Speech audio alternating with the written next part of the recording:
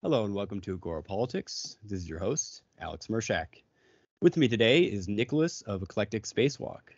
Nicholas, welcome to the show. Hey, Alex. Great to be here. It's so good to have you. And we've known each other for quite a while over on Twitter, and I'm happy to always let my audience know when I'm finally getting to meet a longtime mutual. It's always just a fun little thing, especially for those of you who are listening who are also sort of in the Twitter sphere as well. It's always good to connect virtually, if not, hopefully in person at some point. All Definitely. right. So, one of the reasons I was really excited to talk to you today is that I find your project to be super interesting, and I just wanted to learn a lot more about it. I like to interview people who are doing interesting projects. I've interviewed Josh Schollenberger with his Outsider Theory, which is another online project that's sort of in similar shared spaces to ours, although his is a little bit more academically focused. So I wanted to just right off the bat ask you about the name Eclectic Spacewalk. It's quite an eclectic name. So is there an origin story behind that name? How did you come up with it? What does it mean? Tell us about it. Sure. And first off, thank you so much for allowing me the platform to come and talk to you guys, your network and stuff, because like you said, we have been kind of going across the digital sphere and always been appreciative of your kind of disparate thinking and also eclectic mind, from a lot of different places. So definitely appreciate that. But yeah, there is a little bit of an origin story, not to get too far, but basically I was a former journalist. That's what I went to school for. Basically did that, got out of mainstream media and all of that, kind of started working and touring and marketing when I lived in Chicago, and then kind of fell into moving to LA, as one does, and so using marketing and storytelling and my background, and it all kind of came together. And I just started kind of having a yearning for almost putting together like a mashup or a roundup of links that I've just found interesting, books I was reading, podcasts, just for anyone, really family members. It started off as groups of friends. And it just kind of, I started thinking about doing it more formally, it's like, and so I put it on Medium. That was 3 years ago, and then I did that for about a year when I was traveling around, and just nothing kind of came of it. And then one day I was talking with another tour manager, and basically we were talking about just words, and I had an affinity with the overview effect, and we'll get into that later. Sure. But it's basically the view of seeing the Earth from space. And I just I've always wanted to be an astronaut since I was a little kid. Like that just kind of resonated with me.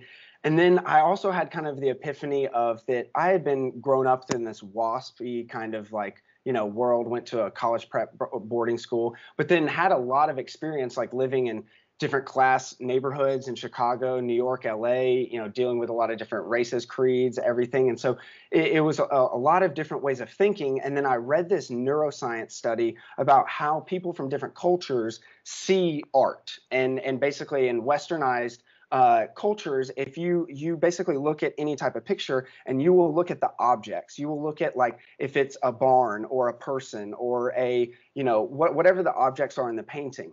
But then if you're in Eastern, cultures in Asia, et cetera, you see things in more processes. You see less materialistic. You see the connection of the, wind or something, those kind of things. And so when I saw that, it was kind of a light bulb moment is that there's not really one, thing to learn. It's more of a process of how to learn. And then I just kind of made a kind of connection between the two of that. I kind of wanted to go forth in my own personal journey and learning, but then bring along other people with me, is that, I want to start from square one as being in space and looking down on Earth, and then starting from the formulation of a baseline of that no one thing is going to be, the answer, and it's going to be, from all over the world. It's going to be an emergence of Eastern, Western, indigenous, historical, et cetera. So those kind of things kind of came together, and then got more serious about it, started a Substack, and then all of a sudden now we look here, 2 years later after that, and then we have a production company. We just got hit up for a licensing thing for a short film by NBC News in London, and some other, so things are like slowly but surely coming together, and it's been a long road. But to culminate all this is still an ongoing process. So I actually am going to start in the fall at the University of München or Munich. I'm going to be going to grad school. So basically, I'm going to go back and get my master's in responsibility in engineering, science, and technology. So all of this is kind of a long story to a continued story. This is not a finished story. And so the name is wanted to compose of elements of all different styles, methods, kind of the juice and the life of humanity of Earth, but then take it another step of cognizance of that, when we look down on Earth from space, only 600 people in the history of humanity, 10 billion people in 200,000 years of humans existing, have only seen the Earth from space.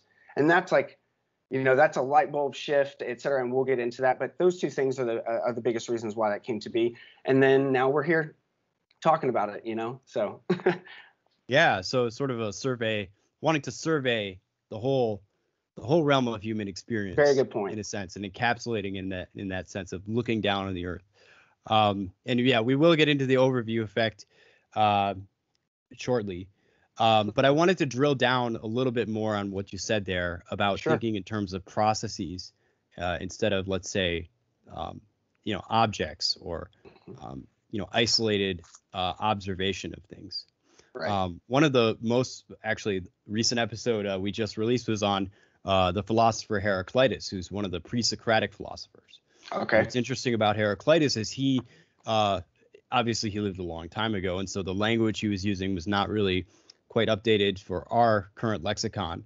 But he's regarded often as one of the first process philosophers. Okay. And the reason is because he talked about his theory of flux, about everything being in sort of constant change and, nothing really being the same. He's famous for the phrase, you can't cross the same river twice. And so when you mentioned the sort of differences between the Eastern and Western modes of thinking there, it reminded me of Heraclitus, because Heraclitus is actually one of the, I would say, lesser known Western philosophers who actually did embrace that idea, but of course was superseded by Plato and Aristotle and others who are much more well known, and in many ways gave us the sort of object specific framework that we're working in right now.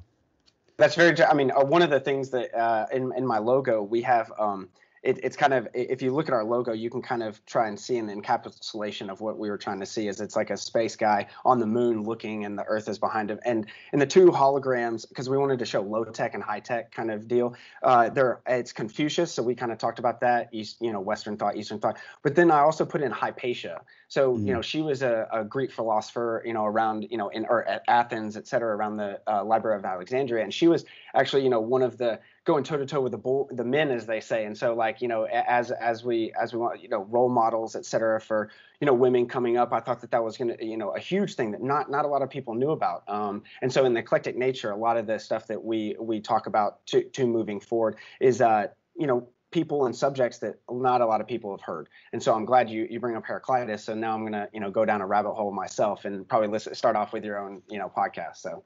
Oh, well, great. I appreciate that. You should definitely take a look at it. He's only got 129 fragments, so you can get through them pretty quick and gotcha. And get a really good idea of his whole philosophy there. So let's get into the overview effect. You mentioned it already. The metaphor of the overview effect is already built into the logo, so it seems to be a very central idea to your project. Can you tell the audience real quick just what the overview effect is and how it sort of influences your work? Sure. Yeah, definitely.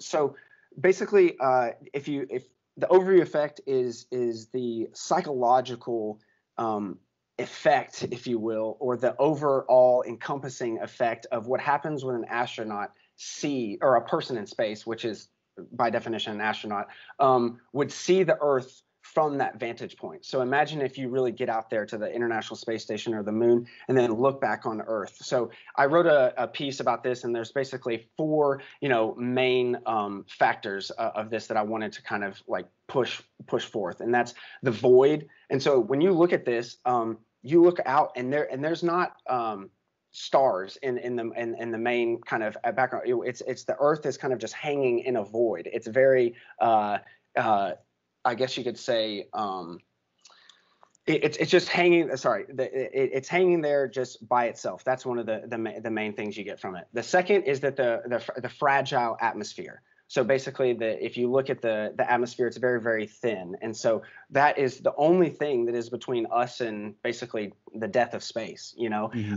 And then also third is that there's no like borders. You know, a lot of nation states are a very recent phenomenon in the 18th century, 19th century really getting going. And so you don't really see, you see geographic borders, but you don't see like, geographic barriers, but you don't see borders.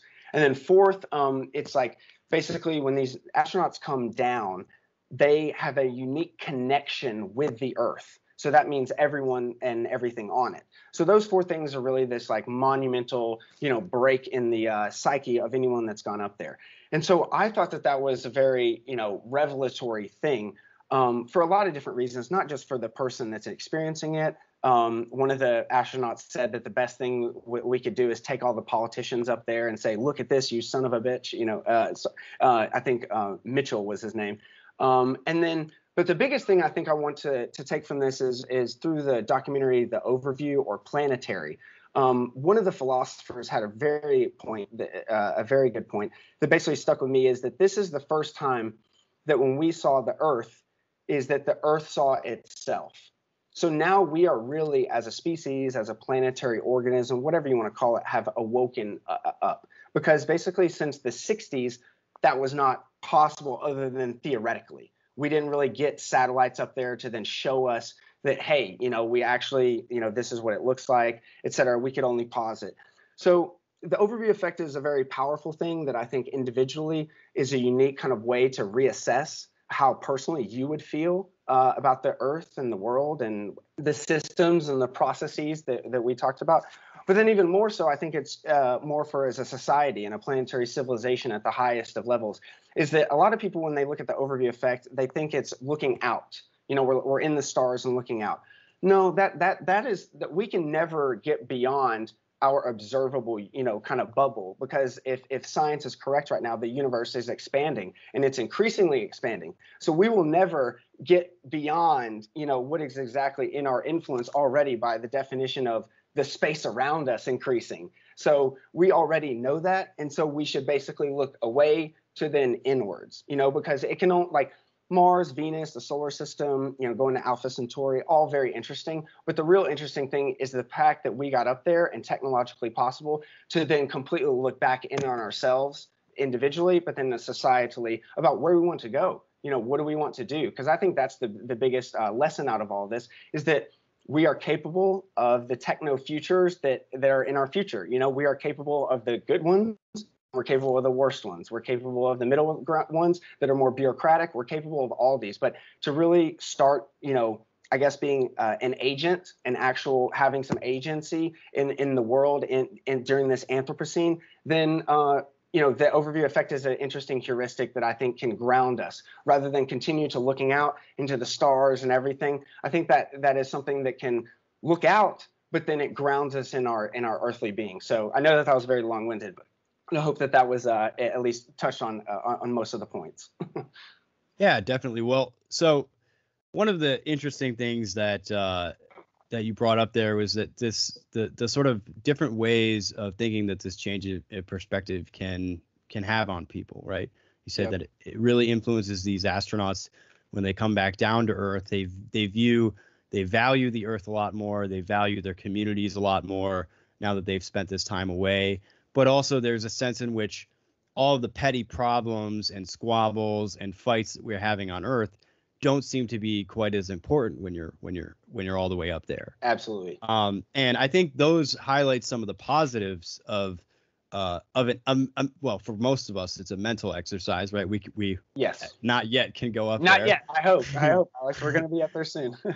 But one of the things I wanted to talk about a little bit, though, is that there is a sort of a negative aspect to shift in perspective, which is that when you get that far removed, that can have a tendency to abstract away a lot of the real concerns that you might otherwise have. And so it's very easy to paint, I would say, a rosy picture about, okay, well, let's just have a borderless world, let's just get over our problems and all work together, yada, yada.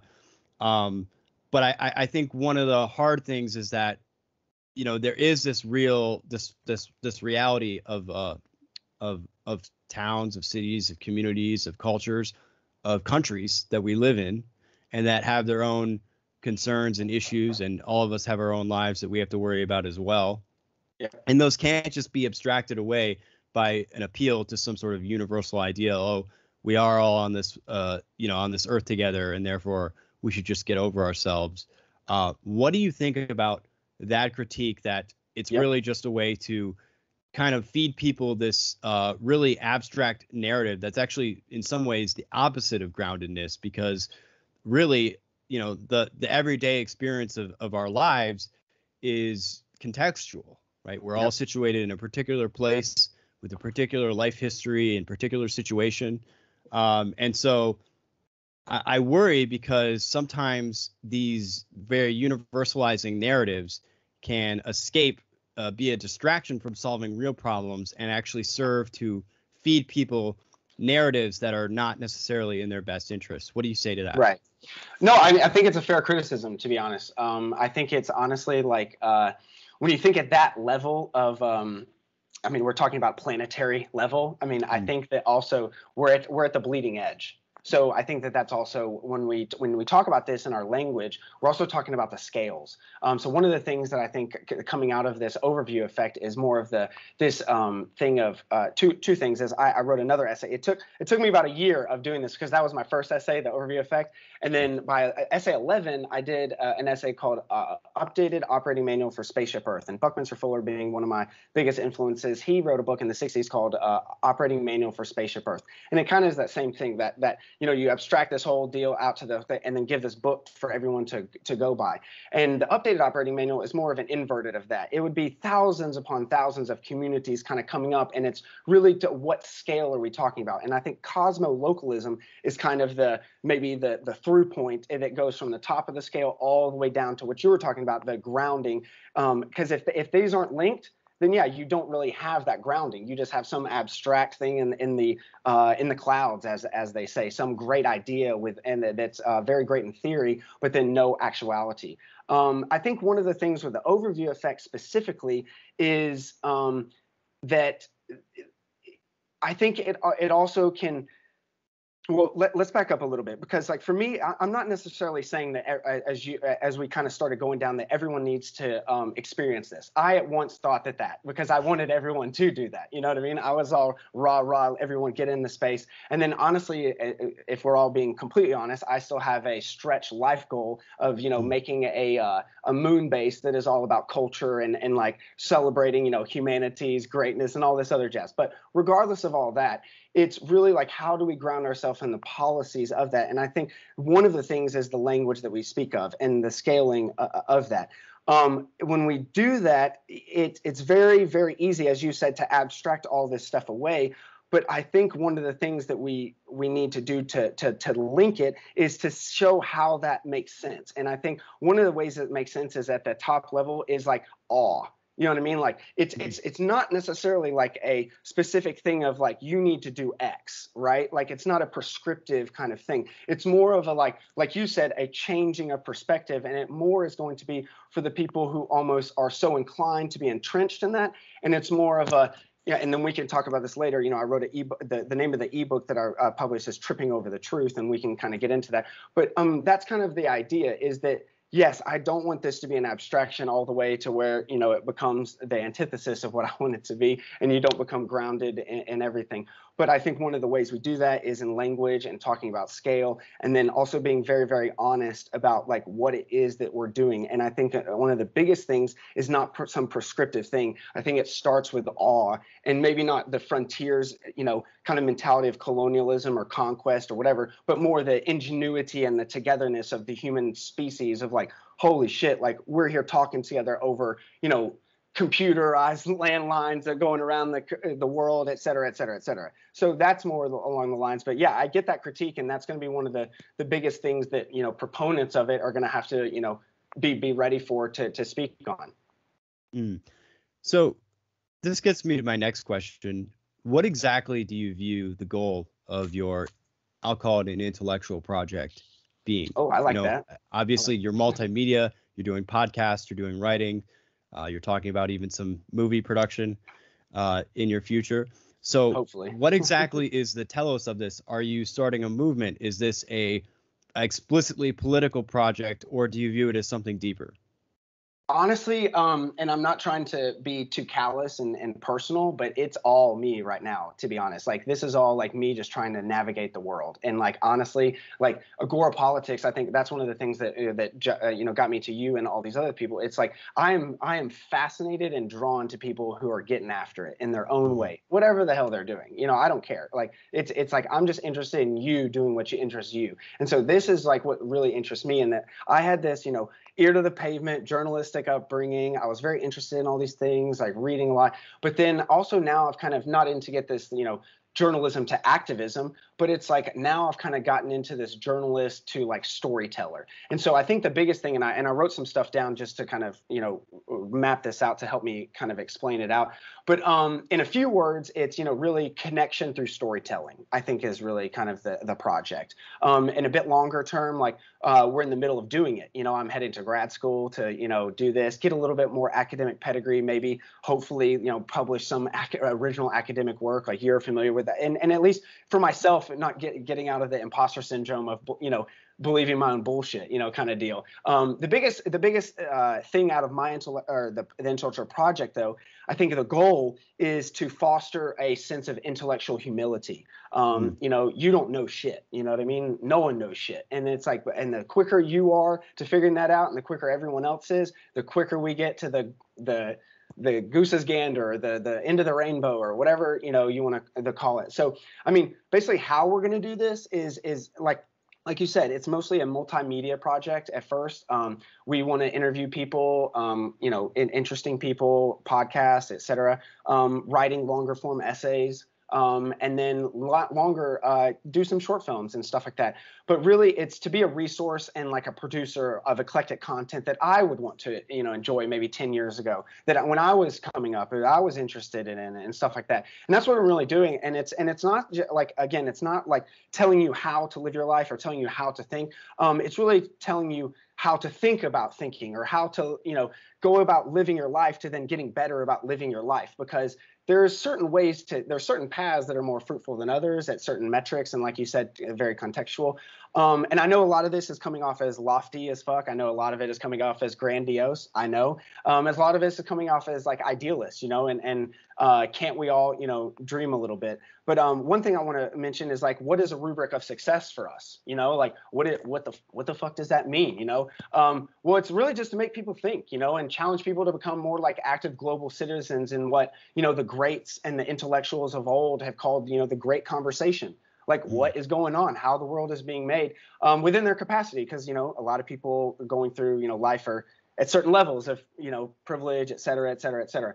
But then really to like seek out that connection and find it online or next door. Because I think one of the things that the overview effect is kind of synonymous with is like, it's almost like you could be, closer to someone in Shanghai, because you're better with him and on an online community than the person next door. And that's good in some ways, to open your mind about things, like whatever. But that's shitty as fuck in the real world, because I live in Los Angeles, and it's like, when the fires start coming and the earthquakes and stuff, the police and the fire are not first responders. Your neighbors are your first responders. Your family are your first responders. So like that kind of thing, it's like you can never take out and your neighbors around us. And so I think that's one of the things that I want to highlight, is that, some of those stories could be next door. Some of those stories could be, across the planet, but we can never get past that they're interconnected and they're inseparable. You can never like come out of that. And then honestly, if we're doing a stretch goal, you know what I mean? If we're really thinking pie in the sky, for some of this, I wrote to highlight the stories that are not just visible and need more light, but even more important things, so ubiquitous that they are invisible.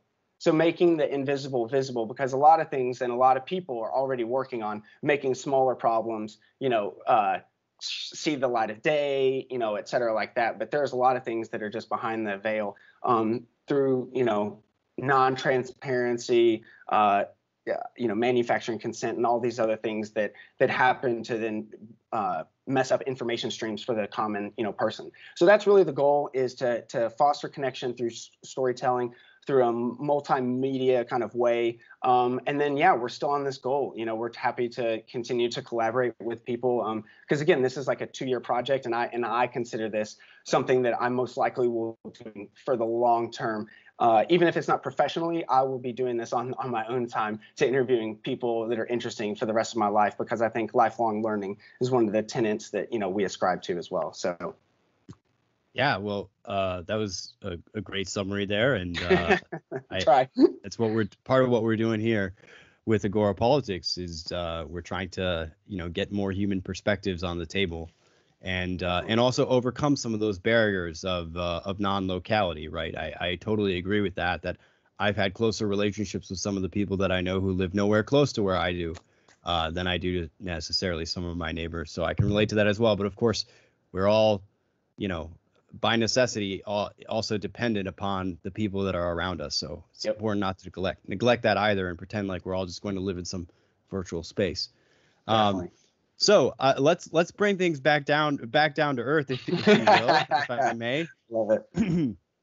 And you know, obviously from your writings, not all of this project is focused on these sort of pie in the sky ideals and sort of just, you know, abstracting away you know, into space. There is a sort of a futuristic space-themed element to many of the posts that you make, but there are also considerations. You talk a lot about you know, issues of economics, issues of you know, just general game theory, and the way in which a lot of the systems that we have set up aren't necessarily set up to encourage human flourishing. You know, I would say that from my perspective, one of the things that we're trying to do is we're trying to maximize human flourishing. That's at least a value that I hold. That's part of the goal of Agora Politics, and I hope that came off in at least the conversation that I know you listened to that I had with Jim Rutt, where we were talking about Game B. Now, Game B is sort of his, I would say, pet project or conceptualization of alternative communities or alternative ways of being and of organizing human civilization that could appear in the future, and has a similar goal in terms of, you know, it seems to me as if the main aim of Game B is, of course, to optimize human flourishing. So with that being said, I wanted to get into some of your views about the way in which some of the current systems that we have in place are creating, let's say, let's be charitable and just say barriers to that, or obstacles. One of them specifically is, you know, our financialization. You talked specifically about, you know, economics and neoliberalism. Now, neoliberalism is a term that gets thrown around a lot. I actually have a whole a YouTube video where I go into the history of neoliberalism as a term and how it gets thrown around and misused in many ways today. But I feel like it is appropriate to ascribe it in some circumstances to the kind of movements that are going on right now. Right. But how do you view issues like the monetary system, or let's say, you know, international trade or banking? How do you view these economic incentive structures that are in place as barriers to moving to the sort of next phase of human considerations and human flourishing that we're all trying to work towards? I know that was an open-ended question. Take it however you want. No, that's great. Honestly, yeah, there are a lot of things that I mean, I guess here I'll start off with 2 quotes. How about this? Because this is specifically what you kind of asked for. The late great Aaron Swartz, you know, the founder of Reddit, he, you know, committed suicide because he was basically the FBI threw the book at him. But there were things that could be changed, and they were things that, more importantly, were wrong and should change. And once I realized that, there was really no going back. And then the late, great David Graeber, the anthropologist who passed away last year, Utopia of Rules, is the ultimate hidden truth of the world, is that it's something that we make and could just as easily make differently. So I think that's really like what I think about a lot of this stuff is that if we started this over from scratch today to make the most efficient, the best, that, you know, took all the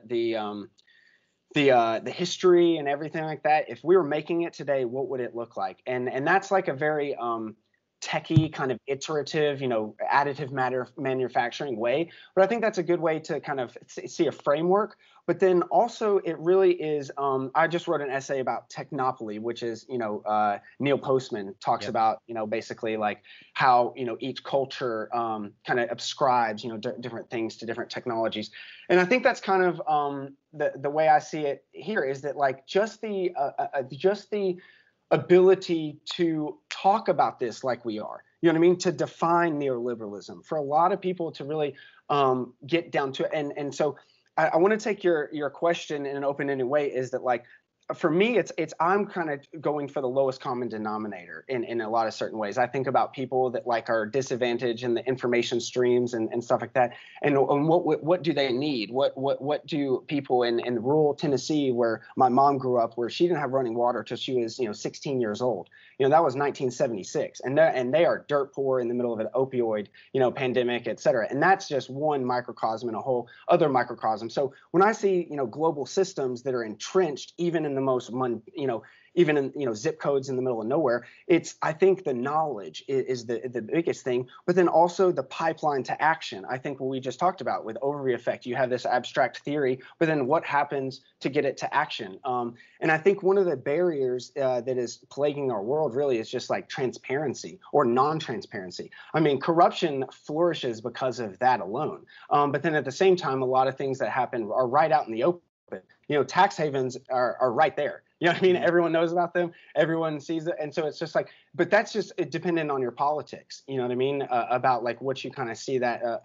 And so there are a lot of different barriers that are, I guess you could say, stopping this kind of human flourishing. And I have some takes, but to be honest, for me, is that I don't really ascribe to them to be my own.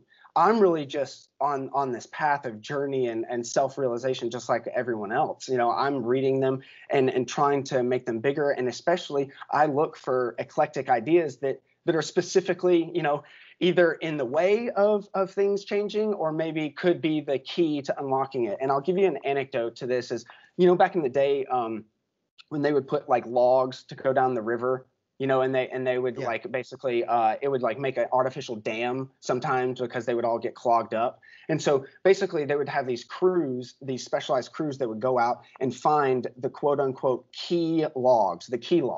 And those were the ones that were like specifically, entangled, that if you took that out, then efficiently blah, blah, blah, blah, blah, mathematics, flow dynamics, everything will be good. And so that's kind of what I'm trying to kind of is mine, all these different things and kind of come up with these specific things, because I know that neoliberalism is a problem in some ways. Now, do I know the answers? No, but I bet you David Graeber or some of these other like new thinking economists have something to say that is more nuanced, more thought through, has taken through the history. And I'm not saying to lop on, hey, I just believe in everything everyone else says. I'm saying that the synthesis or the consilience of these things is coming.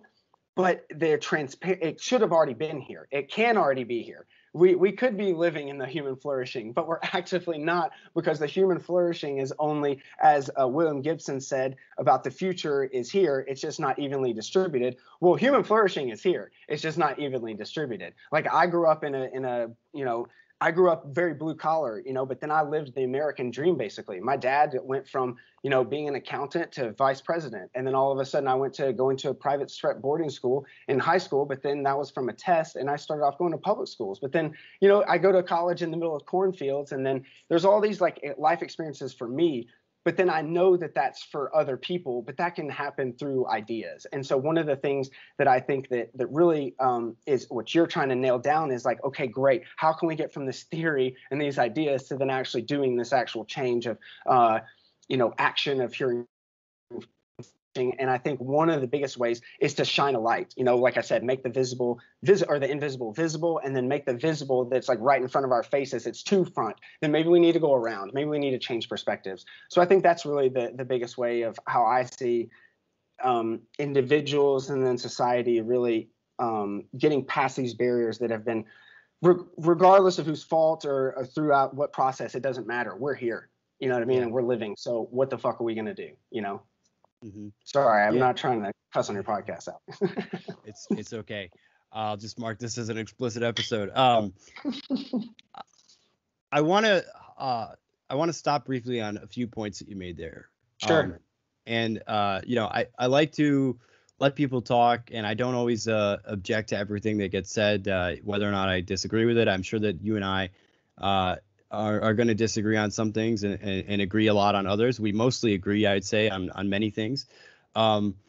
One of the things that I wanted to point out to those who might be listening, who just heard that that piece you just gave there, is this part you said about information flows. I think that can be taken in a sense, not literally enough. In fact, too metaphorically, to think that we're just talking about, let's say, access to the internet or access to the right books or the right education or something along those lines, which of course is not necessarily a panacea for solving some of these practical problems that people are facing. For example, like your mother growing up in rural Tennessee. I'm sure the people that are there that are going through the opioid epidemic, they need real solutions to their problems. They need real jobs. They need real livelihoods. They need a real opportunity to have a fulfilling life if they're going to move past some of those conditions that they're in. And simply telling them, oh, hey, man, you've got an iPhone, you've got an internet connection. Why don't you just figure it out? That's not going to do it for them. Nope. It's not going to be enough. And but to stop some of the people who might be thinking that this is an indulgent way of thinking or an indulgent type of phrasing things, I want to just point out, and this will sort of lead in my next question, that when we're talking about information flows, we're not simply talking about information over wires in terms of the internet or information in terms of knowledge inside of books. The flow of money is also a form of information flow. In fact, that's what prices are. Prices themselves, in classical economic terms, are information. And so when he's saying that the future is here, it's just not evenly distributed, I have some objections to that. I don't think it's quite necessarily, I don't think the problems that we're facing globally, at least, are necessarily at the point where it's really only about redistribution. I do think there needs to be an emphasis on continual value creation and continuing to try to get more with less. That's through innovation. But I would like to say that it's important to consider that the distribution of money, the distribution of economic resources, is also a type of information flow. And as you were saying there with that metaphor about the logs, unhooking the key logs, which is funny because it sounds like key logs, and that's a different thing. Computer software and stuff. Sure. That there might be certain bottlenecks or certain sort of ruts in the system or minor things that we could tweak where a small change could actually have a huge effect on the overall health of the system. Right. And there is a point where the redistribution does become so obscene that it actually is the right thing to make a corrective measure there and try to bring some of those resources that are being sort of hoarded at the top down to some of the people at the bottom, because of the benefits that would accrue not only to them individually in terms of reducing their suffering and increasing their quality of life, but also to just society by investing in that human capital. The rising tide lifts all ships kind of idea. Yeah, for sure. Yeah, definitely. And so I wanted to ask you then, with that being said about information flows and its relationship to money, has cryptocurrency and things like Bitcoin, et cetera, been part of your thinking in terms of reorienting distribution, let's say? Oh, absolutely. I mean, for disclaimer, I bought a Bitcoin in 2015 for $210. Basically, disclaimer, you know what I mean? And basically, like, but for me, cryptocurrency kind of was like one of those things, and I guess we can kind of parallel this with, honestly, Eclectic Spacewalk. Kind of has come with a rise of me just being interested in different things, and I was just interested in our architecture of money, the Bretton Woods Agreement, how did we all get to this, et cetera, et cetera, like what is money? And so cryptocurrency definitely comes along and is some type of light with this. I basically bought one just because I had my ear to the pavement and thought about the anarcho-capitalistic kind of like things of like rah against the Federal Reserve and fuck you, all that kind of stuff. And honestly, it was just a hedge.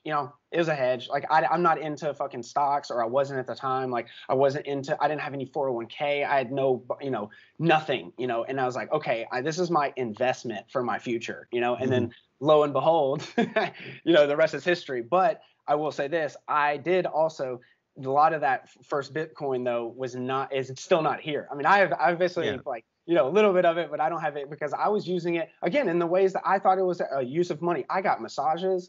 I fucking donated to like Barrett Brown's political, a thing. I've donated to the world's first brain imaging study of a person on LSD. We can get into psychedelics as well as like, well, again, I think psychedelics is one of the most grounding things that we could do in these kind of things. And information flows, maybe that's a connection with that. But cryptocurrency, I was interested in it, but then now I think it's just like most things, you're kind of naive at the start, you're gung ho and things, and then now I see it, being almost co-opted in the same way that regular, the same institutions, the same big players, getting behind this. But the problem is the difference between the previous money and cryptocurrency is that there is this like digital sovereignty. Now, when I'm talking about crypto, I am not talking about Bitcoin. And I'm not talking about Ethereum or any one coin. I'm talking about, basically the idea of, digital kind of value. If I want to send something to you, you know what I mean? We should be able to transact. No problem. We should be able to, without anybody else, we should be able to do our own terms. And it should just be in this. And so in the future, for me, cryptocurrency is just going to be the back end and the plumbing of all our future kind of digital banking and all that other jazz. You know what I mean? This is just going to be new economies of scale, all those kind of things. So I think cryptocurrency was just kind of a big, and Bitcoin specifically was a big like shot across the bow. I think it really like was just a awakening of that things could be different. Some ideas could be kind of like changed and utilized in different ways, and like going all the way back to 1999 with e-gold and the old people in the old peer-to-peer projects and stuff like that with Nick Szabo and all that jazz. So it's like cryptocurrency is definitely here to stay, whether people like it or not. Now, whether or not governments get in and start regulating, whether or not people start moving to fiat, whether there's a market crash of assets soon, of these speculative bubbles, whatever, that's kind of all up in the air. But I think cryptocurrency was one of the things that actually said and proved that people could have some type of collective action, and not just for mutual aid about giving some, Bitcoins here or there for people, but actually like, hey, we can all kind of construct this. And that's, the thing of money. And that's a good and bad thing. Money is a construct, and so is Bitcoin, cryptocurrency. It's all just value, trust systems, et cetera, information flows. But yeah, information flows with crypto is a very thing, because then now, as you've seen, is probably the biggest negative with that information flows is things like pump and dumps and ICO crashes, and like how there's a giant move of market whales, 60 accounts that own Bitcoin that basically can just decide one way or the other and move the entire chain that way, because they hold the most amount of coins, et cetera. So there's a lot in there that like cryptocurrency is now, I guess you could say, the bleeding edge, as we talked about earlier, the cryptocurrency kind of information wars of ICOs of 2017. I mean, what was of value? What isn't? What is made up? What's a real company? What's just a white paper? What's this? Like all that was kind of up in the air. And these information flows, for someone to really try and figure this out, it's up to their own wits, and they're up there to their own ways of even thinking about this. And so it's really difficult to think about cryptocurrency, and I have no ways about it. But the only thing I started doing is started looking out for the eclectic, disparate thinkers. You know what I mean? Like the people who are all totally on the right. You know what I mean? And about individual liberty and freedom and personal sovereignty, to all the way on the left who saw that like this could change the entire economics of the world, and like get people out of poverty and et cetera, and then then I started getting into people like Andres Antonopoulos, who really is apolitical and is just a fucking coder. He just writes about the internet of money, and then that's what he writes about. And it's like, well then, so if you put together this kind of eclectic bunch of thinkers, then you as a person can have more of a coherent even thought process about even what to start thinking about. Not even what you think, it's even to start thinking. So I think in one of those different ways, and I know I'm saying thinking a lot because this is gone of thinking and thinking, very meta, but the biggest thing out of all that is that cryptocurrency information flows are it's on the bleeding edge of like where humans are in terms of digital technology, in terms of connection, in terms of where we're going. Because I think the future is kind of not dependent. I don't want to say all that, but the future is linked through these because they're going to be here in the future. It's just whether or not what kind of aspects we bring with it into the future is really the only question. I found that it's very hard to talk to people who are not sort of hip to what's going on in the crypto space about the real impact that it's going to have, and how fundamental of a change it is to human civilization, without sounding like a crazy person, because it really is a way bigger deal than a lot of people really understand. And, you know, again, no one really knows what's going to win out in the end, whether it's going to be Bitcoin or maybe things built on the Ethereum platform or maybe something else we don't even know about yet. I'm not particularly ideological about that myself. The point is, you know, money has been around for a really long time, and it's what we based most of our economic activity on, you know, since we stopped bartering with one another. And now this new thing has come on the scene, which is done through computation, and it's going to be the new money, one way or the other. You know, and nation states can try to rein it in if they want. You know, China's in the process of banning it right now, and I don't think that's going to work out well for them. We'll see. But ultimately, I think the technology is too strong to really be stopped by any political maneuvering at this point, and sort of the cat's already out of the bag. And I'm just excited about the future. That's great you say that, though. I mean, because it's interesting that because a lot of people can get very either woo-woo or very anti, and it's like, you know, again, someone that can actually think about it and interesting about in interesting ways. I've always been intrigued by, but yeah, it's one of those things that just a lot of different question marks, not a lot of answers other than just like what we have, and what we have is that, you know, you can send over computers, you know what I mean, lots of value to different people around the world, and that's just a fact. Like it doesn't matter anymore. So I don't know if that's necessarily like, you know, an adage of like what we used to think about like movies or content, you know, because again, like I don't know how much you want to riff on this, but like I was just thinking when we were talking about this, like the emergence with crypto, I think is like almost like the NFTs, you know what I mean? This non-fungible token about what is like, okay, what is valuable in the digital sphere, and that's kind of gotten out of hand and like whatever. But I think there is something to be said about, you know, those and like value content, and especially creators like you and I. I mean, wouldn't you love it if we actually got a market rate for how many eyeballs that actually are looking at this?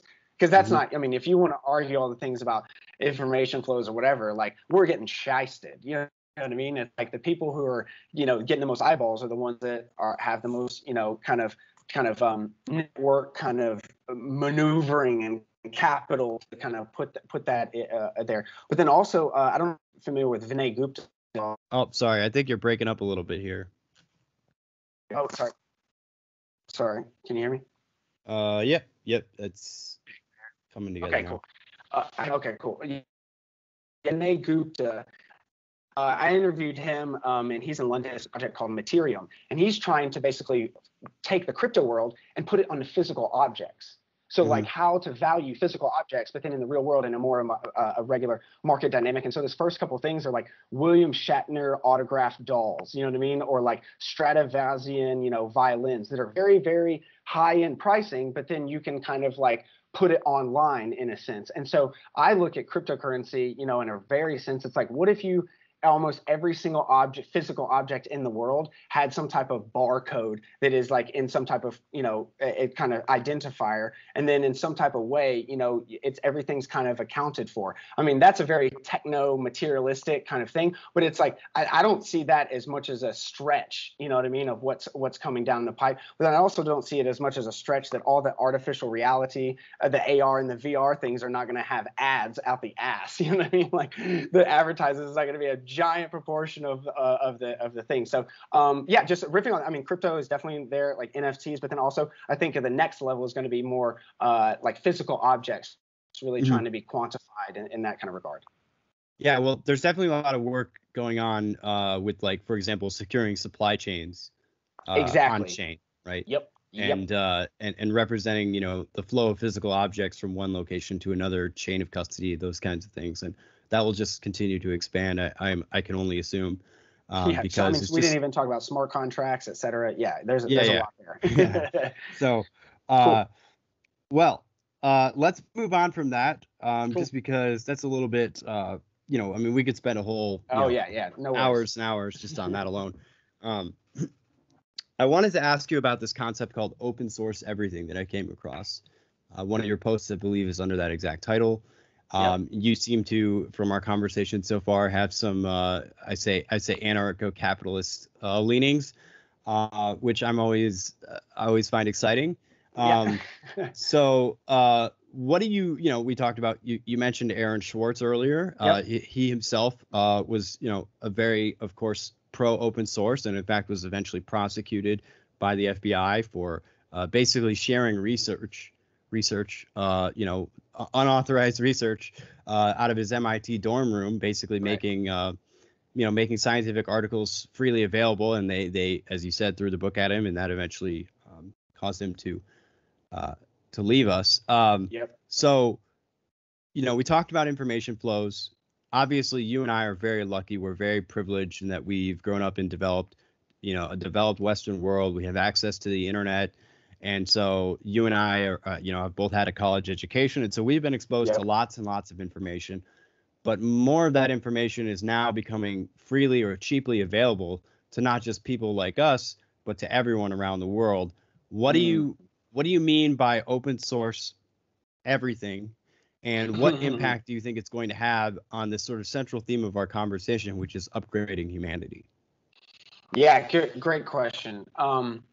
Yeah, open source everything. Again, just a random disparate thinker, that I found, and basically this guy was like, he wrote this book called Open Source Everything Manifesto. Robert David Steele. So open source everything, an interesting heuristic idea that I came across through just my ear to the pavement, kind of looking for eclectic thinkers, et cetera, and found this book called Open Source Everything Manifesto by Robert David Steele. And his background is he was like a CIA spook, basically, and information officer, so he Yes. was basically in charge of like Intelligence. getting intelligence, exactly. And so the whole idea is that is that basically right now, information, knowledge, all these kinds of things, especially workable and information that is usable, is basically behind these top-down, command and controlled, ruled by experts, based on secrecy, hierarchical organizations. So, you were just talking about Aaron Swartz recently when we were talking about how he was throwing the book at him. What makes it so egregious for that in the open information is that we already paid for it. Like literally all that public research is all publicly funded through tax dollars. And then it's through these kind of like journals like Elsevier and, whatever, that like basically take a toll booth. So already it's like, it's wrong, et cetera. And so he was trying to do something, that was what he thought was right, et cetera. Now, I'm not at that level, et cetera. I just more appreciate the sentiment. And then, my essay was more trying to like a rallying cry to the idea, because again, open source everything is not a prescriptive thing. Again, it's more of a philosophy and a process. Like there is some prescription to it, but it's more of, if you don't get 100% open source everything, just because you don't get 100% open source everything doesn't mean it's all for naught, basically. And so it goes off the idea in Latin is e veritae portens. From truth, we the people are made powerful. So the whole idea is to invert that pyramid. Invert that pyramid that's top down, command and control, ruled by expertise, experts, based on secrecy, and then basically implement transparency, trust, and truth across all boundaries. So you can think about a lot of this in, like, say, Wikipedia. Like when we first started Wikipedia, it was not that great, it was decent as an idea, but it really hasn't. It has flourished in the idea of, in 20 years of iteration and constant, backlash and scandal and controversy and all this other jazz. But then now, as a resource, you can say that Wikipedia does its job that it's meant to be, and it's all open source in the idea. Now, I'm not trying to get into the mechanics of whether or not the in certain aspects of whether or not an open source architecture would be better than a not. I'm not trying to do that. But again, we're trying to open up the idea is that if in today's world that social cohesion is at an all-time low, trust is at an all-time low with institutions, individuals, everything. Civic engagement is at an all-time low. So the people, engaging with the things that then make our world are at an all-time low. Then what are some of the ways that is making that? What are the bottlenecks? What are the barriers? And then that's what I kind of saw is that, well, so many things are tied behind these literal barriers, whether they be payments, whether they be institutional, whether they be cultural, whether they be, like for instance, one of the cultural things that I think a lot about is the data that we got from open source science through Portugal after they decriminalized all group drugs. It's like, well, that's one case study and it's all out there for us, but it's up to us of whether we use it or not. It's up to each individual place. And so the open source everything is, again, more of a process and a philosophy, but there is a mechanism that you can employ to then get more policies that are better open source, or more open source on the spectrum, et cetera.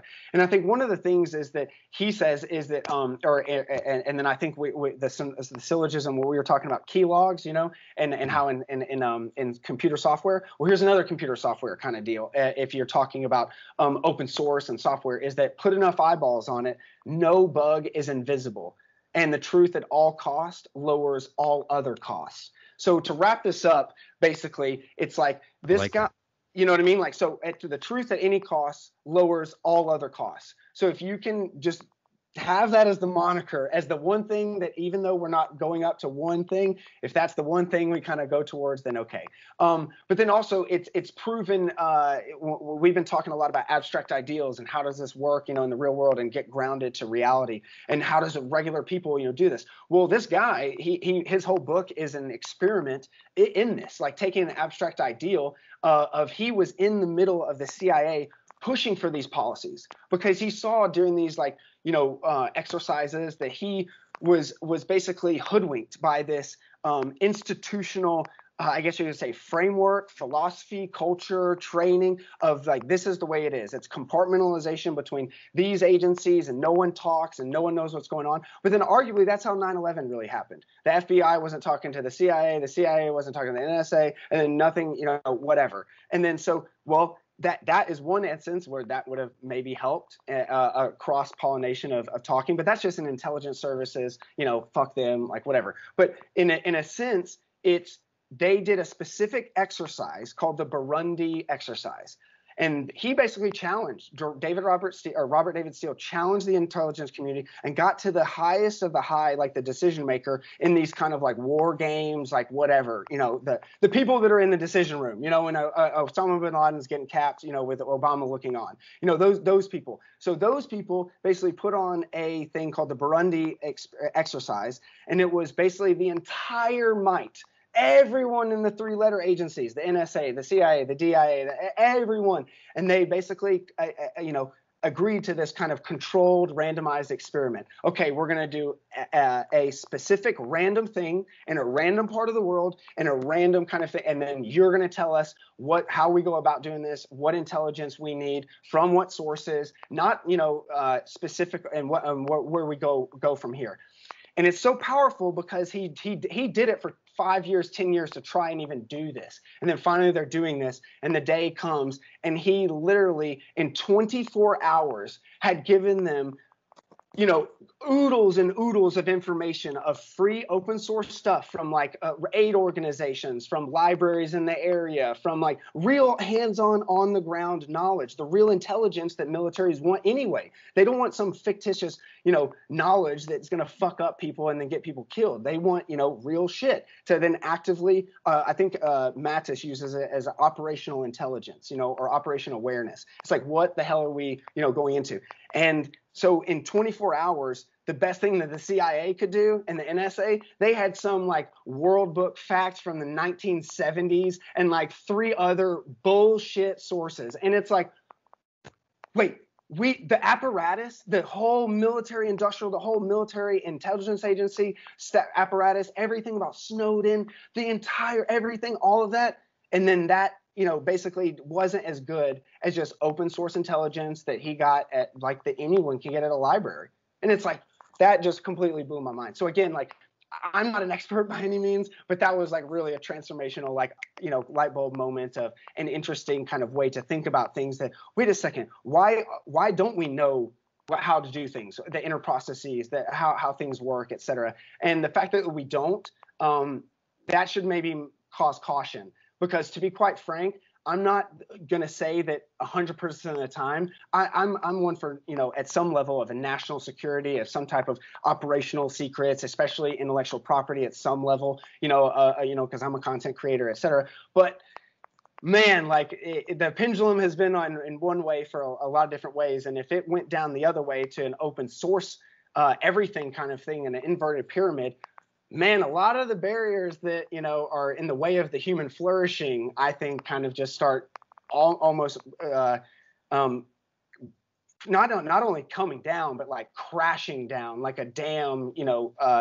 being evaporated through a storm surge. So that's kind of the big things. But the roundabout too long didn't listen to any of that shit. Is that open source everything, even in the most hands-on exercise, real world, non-abstract, non-theoretical way, was better in a specifically intelligence at the highest of level of what information is exercise. And so if that's the case, then why don't people know about that? And again, it's not like me, I don't have the answers. It's how the hell do not more people know about that exercise? And then how have we not at least started talking about that? And so that's really the kind of big thing of that. But I'd love to hear what you have to say on some of that as well. Well, I would say that for most types of knowledge in general, when more people know about it, it takes on a positive sum rather than a zero sum dynamic. Now, there are, of course, ways in which that can backfire. For example, there are times when it's important to have a secret, right? And where it could actually harm people if that secret got out, especially when you're talking about military intelligence and things along those lines. So there are, of course, special cases where we do want to keep knowledge limited. But in general, the more people know something, as long as that thing is, the veracity of that is strong, then the better we all are off overall. So I'm pro open source just in general. Open source most things. Yeah, most things. Yeah, because I mean, that's my caveat. Yeah, it wouldn't most things. I mean, in a lot of that, it's just the biggest thing for me is like the emergence. It's like people think about the new frontier, about like trying to tell things. It's like that's, I think, the new frontier is what is bubbling up, in the zeitgeist, if you will. Well, to be honest, I would say that there are sort of more nefarious actors who are embracing this kind of thing. For example, the CCP is gathering data on all kinds of things in every possible way from their citizens. Apple, and the way in which they're doing that is to control people, right? Sure, and so it can go either way. Again, it's the curse of knowledge. So I want to go to another type of let's call it intelligence gathering, which is a little bit more inward looking. At the beginning of this conversation, you talked when we were talking about the view from space, the overview effect. You said that the point of it wasn't necessarily to look outwards, although I do think it is important that we stay at that bleeding edge, that we do go after the frontier, but that there's a sort of inwardness component, right? There's a kind of looking inward and self-reflection that's involved in that. One of the things that you brought up already and that we intended to talk about today was psychedelics. I don't get too many guests that are willing to talk about psychedelics on the podcast. I will say that I have tried certain psychedelics before. I'm not going to go into the details about which ones or when. That being said, I am quote unquote experienced. And so I wanted to ask you, given that you brought them up, what your view is on psychedelics. Do they play a role? They certainly play a role if we're talking about shifting perspectives. Oh, yeah. They definitely do that. It's not clear to me, for example, that there's necessarily a type of, let's say, secret information that we're getting from psychedelics that we couldn't experience otherwise. Although certainly I would say that there can be a shortcut to getting at different ways of experiencing the world, different ways a feeling of being, etc. How do you think about psychedelics?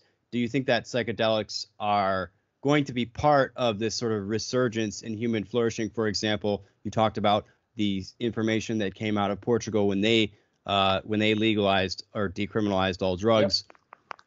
Yep. I know there's movements in the United States right now, for example, to decriminalize and even legalize in some states psilocybin. And of course, there are medical studies going on, for example, at Johns Hopkins right now, to see, all kinds of benefits that might be there for different kinds of mental illnesses and different kinds of therapies that might be administered through MDMA and other similar drugs. What is your view on psychedelics? Do you think that they could play a role in some of the things we're talking about? Yeah, definitely. It's just as much as the overview effect is, I guess you could say, part of our kind of cornerstone philosophy, if you will. Psychedelics is the other cornerstone, if you will. It's the other one. Oh, wow. Yeah. I wouldn't have Eclectic Spacewalk without psychedelics. I wouldn't have.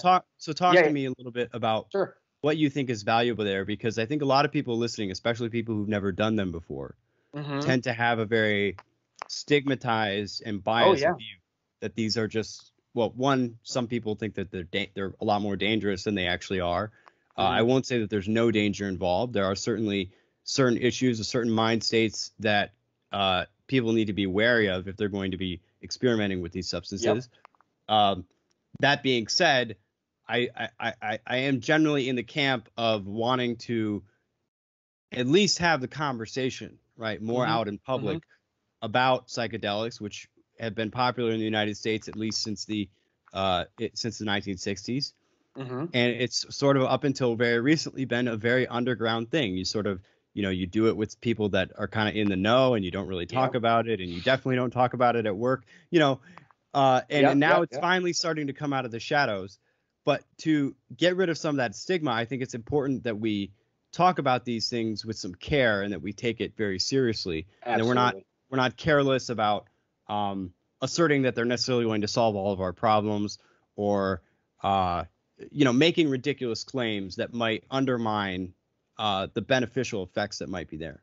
Cool. Yeah, definitely. And I appreciate that. That's big, because honestly, like, I will have to say, like, one of the biggest things with anything I've learned just maturing is, like, with great power comes with great responsibility. It's like, well, you got to be responsible with these things, because they're very powerful. Anything under that moniker of very, very powerful, especially if you're going to ingest something into your body. I mean, that's like a non-starter. Before you kind of just need to be knowing. I mean, we can talk about information flows on that, like how in the 60s, the war on drugs, et cetera. But I mean, to really kind of bring it back home and not to get too off that, I'll give you a little bit of color, if you will, of my story. Is that basically I grew up in Chattanooga, Tennessee, and I was born in 1988.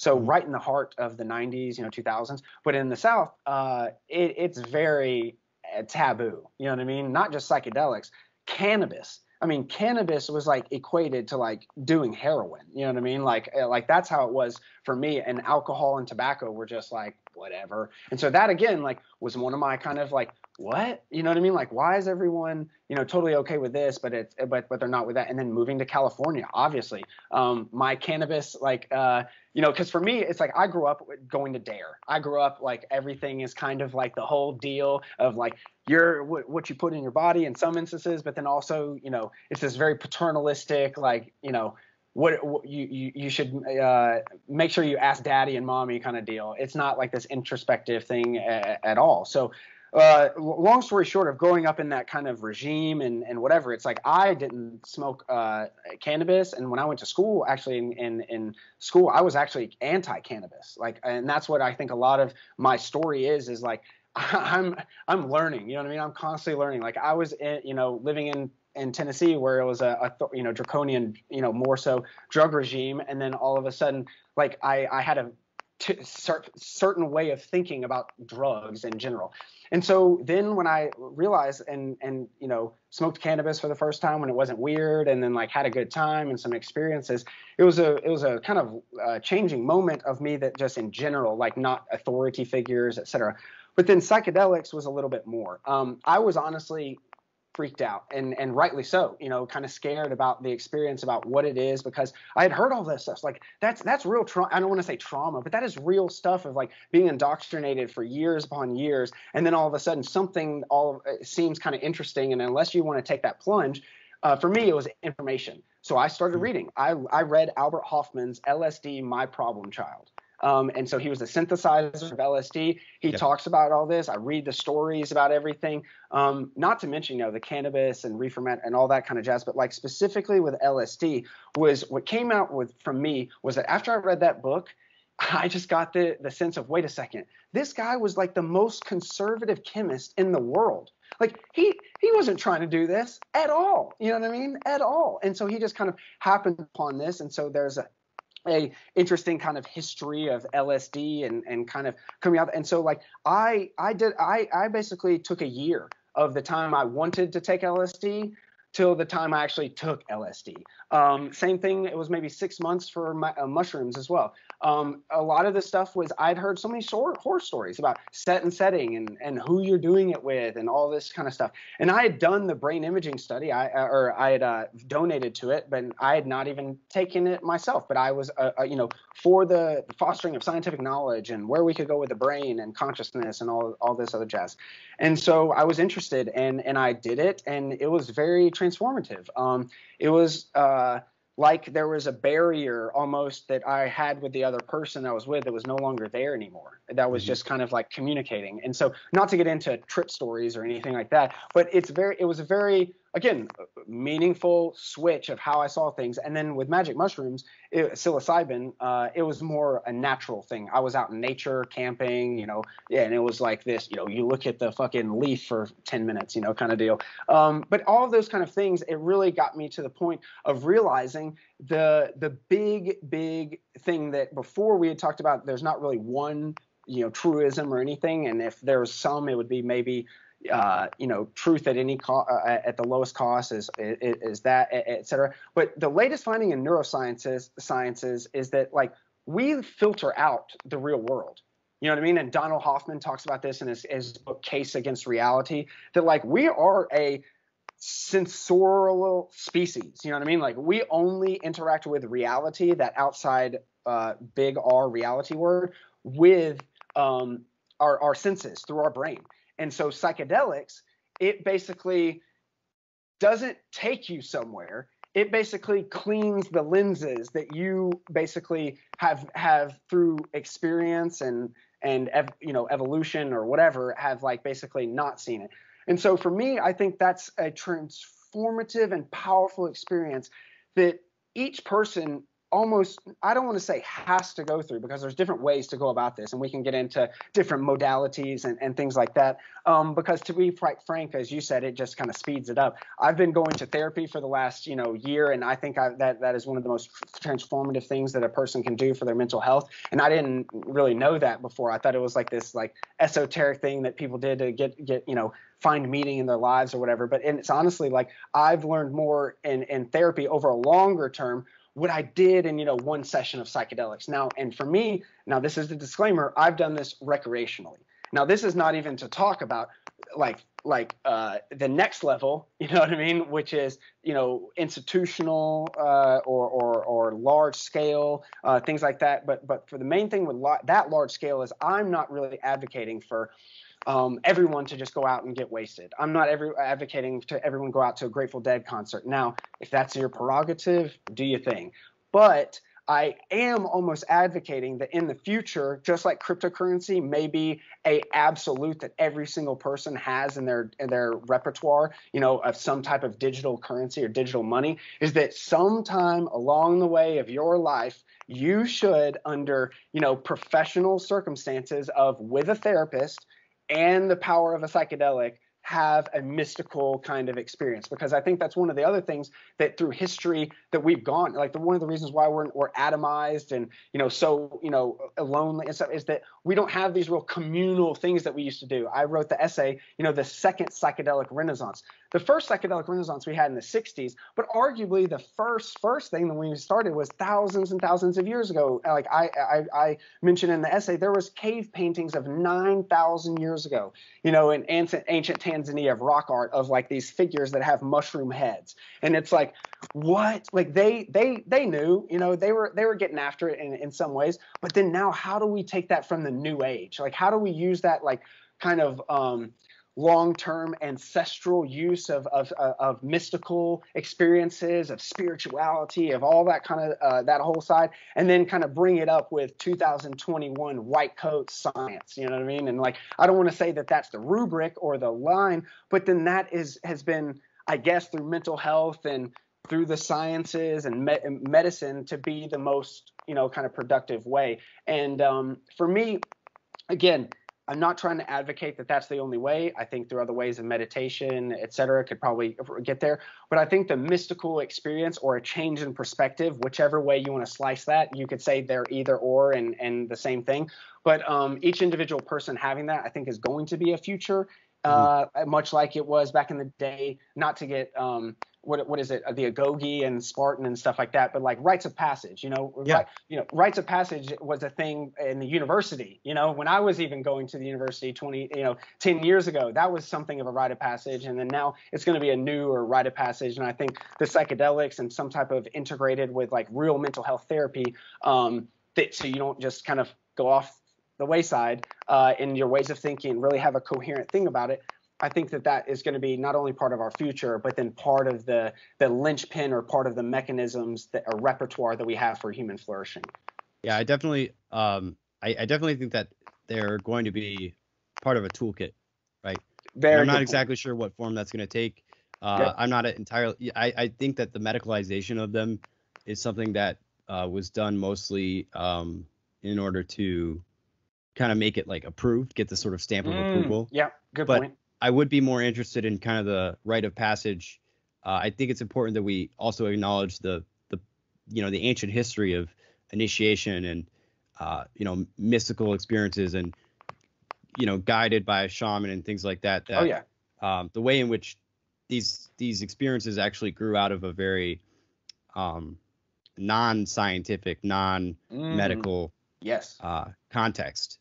So I'm not exactly sure how all that's going to shake out in terms of what the future should look like, but I want to make sure that we're also not only allowing one way, which is through Western medicine, for these to be brought back into the public sphere. And I will say that too, that like there's a maybe a nefarious side of psychedelics, or maybe the trade or the travel of psychedelics, going down to the Amazon to trip on ayahuasca. There's a whole tourism. That's all.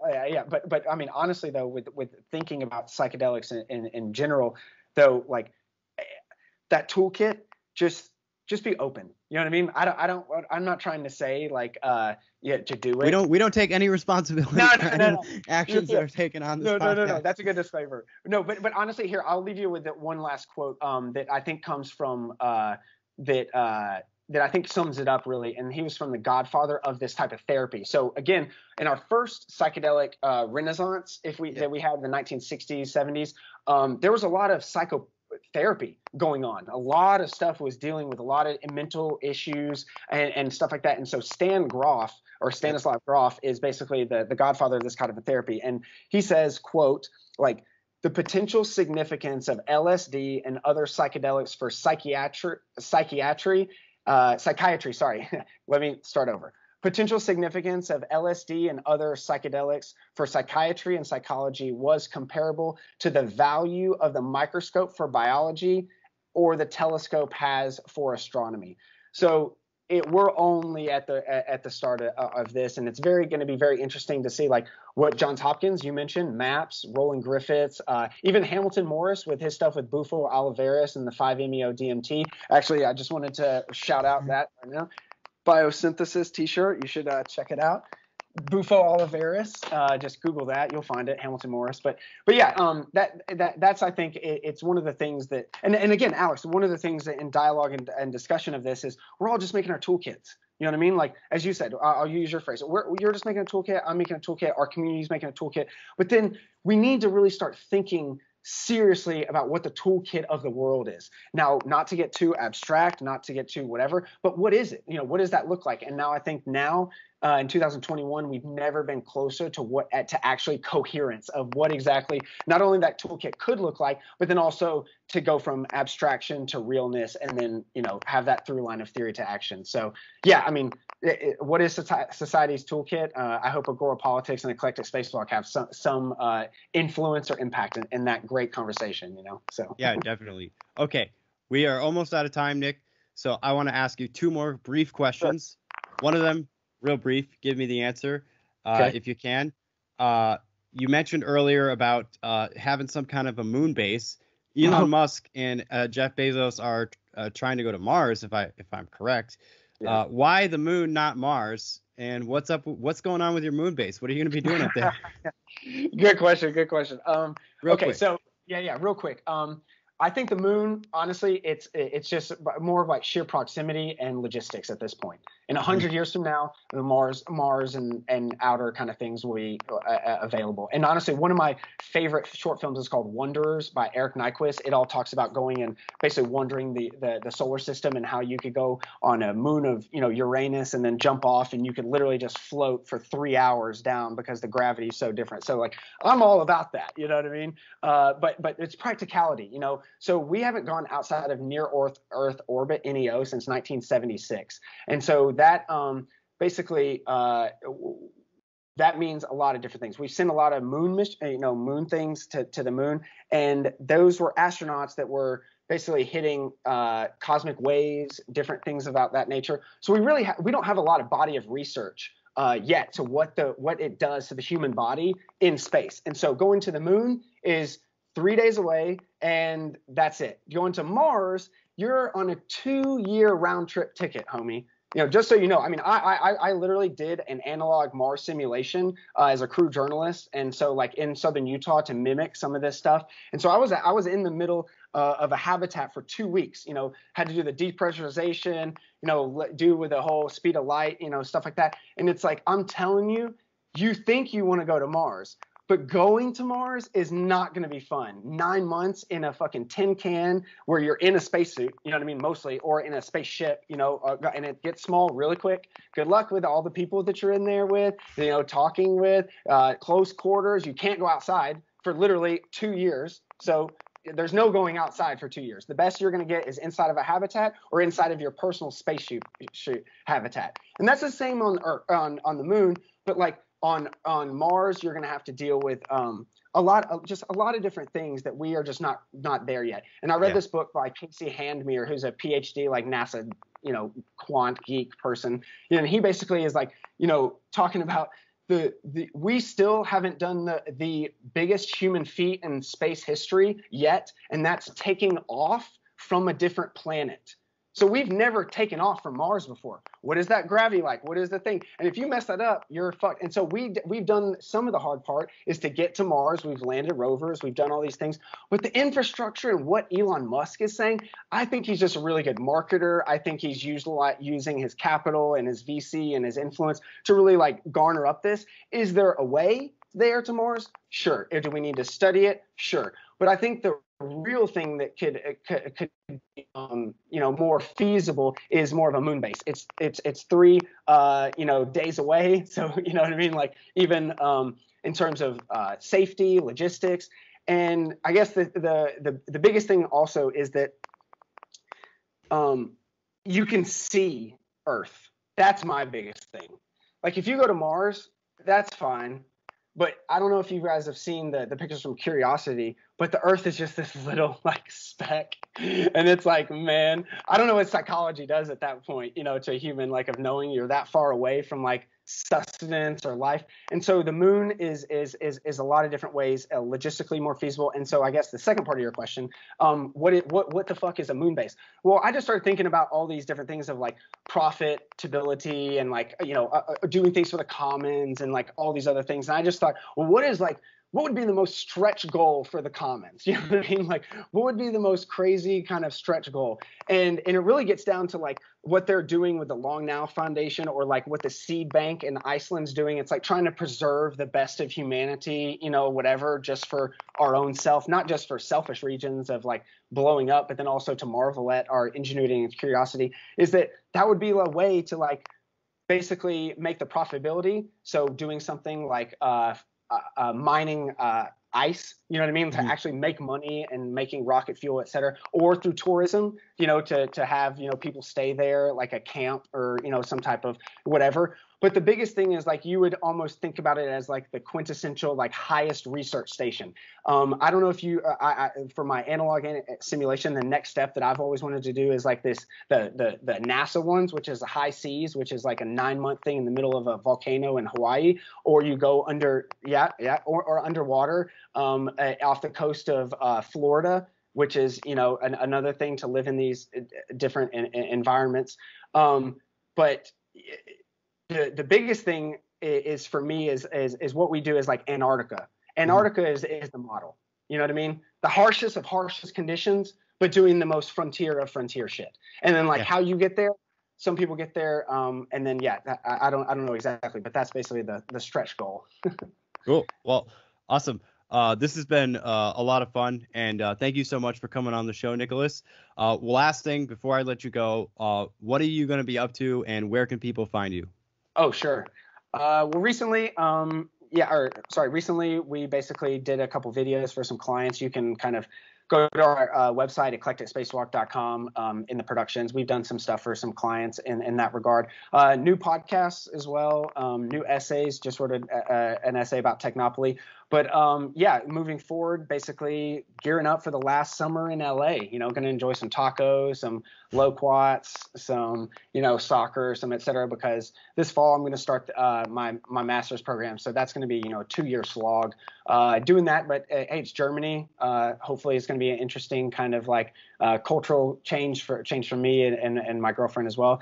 But yeah, we're just kind of getting started now. I think we have a good foundation, as we say, and we're just building the framing. So if you want to be part of the furniture or you want to be part of the decorations, you know, feel free to reach out, collaborate. Always open to everything, you know, praise, constructive criticism, always open for an open dialogue about, you know, pretty much any subject. So appreciate the talk, Alex. Really do. Yeah. Awesome. See you next time.